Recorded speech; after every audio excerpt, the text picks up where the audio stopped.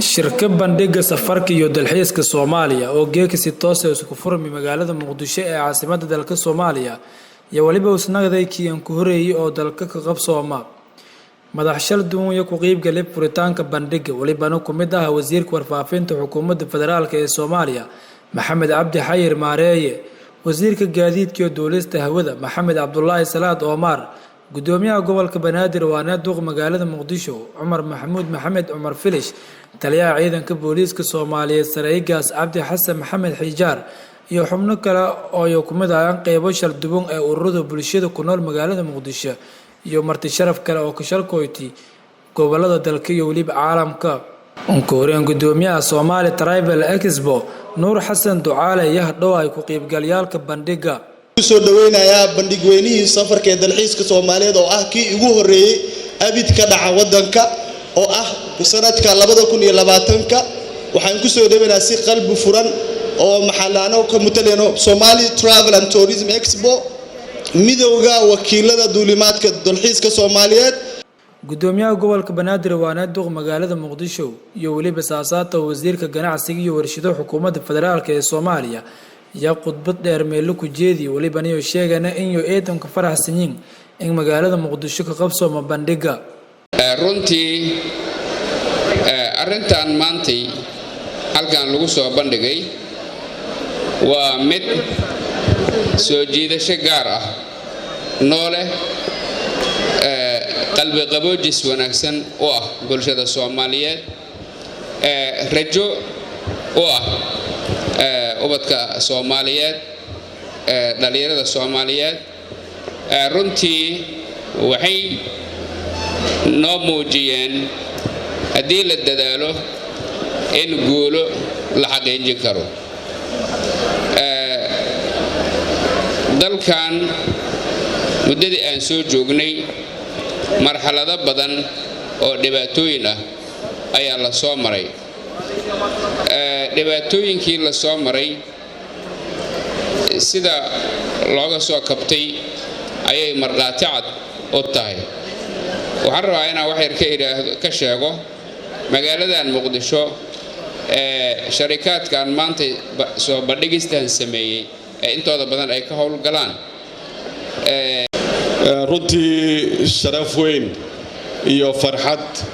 ayay inoo tahay inaan maanta ka soo qayb galno bandhigan safarka iyo dalxiiska Soomaaliyeed oo ay soo bandhigeen hay'ad Soomaaliyeed runtii waxa halkan lagu soo bandhigay ahmiyad weyn oo ballaaran ayay u leedahay dalkeena waa mid runtii aan isdhihi karo waa tallaabo runtii hore loo qaaday waa sida la sheegay waa dhinacii kale ee Soomaaliya oo maanta curatay the other side of Somalia waxa la yiraahdo dalkeena haddaan dib u milicsano waxa lagu suntay waxyaabo badan oo san u qalmin laakiin dhalinyarada halkan joogta dhamaantiin waxaan idin xasuusinaynaa dalkeenu meesha uu ka yimid iyo waxa uu ahaan jiray dalkeenu wuxuu ahaa dalka ugu nabdoon Afrika horta taas inaad ogaataan la idinka rabaa dhamaantiin wuxuu ahaa dalka ugu quruxda badan Soomaaliya adduunka wasiirka warfaafinta xukuumadda federaalka ee Soomaaliya Maxamed Cabdi Xayir Maareeye iyo wasiirka gaadiidka iyo duulista hawada Maxamed Cabdullaahi Salaad Omar ayaa sheegay in bandhigan muhiimka ah uu tusaalahan ay in Soomaaliya ka nagada ay tafagaariyalka caalamka tan iyo burburkii iyo kumaqnayti runtii maanta sidii ay labadii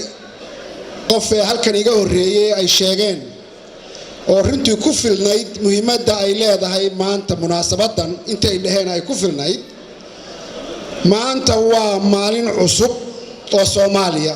ay heshay ama maalin cusub oo Soomaaliya wajigeeda wanaagsan quruxdeeda rajadeeda muujinaysa way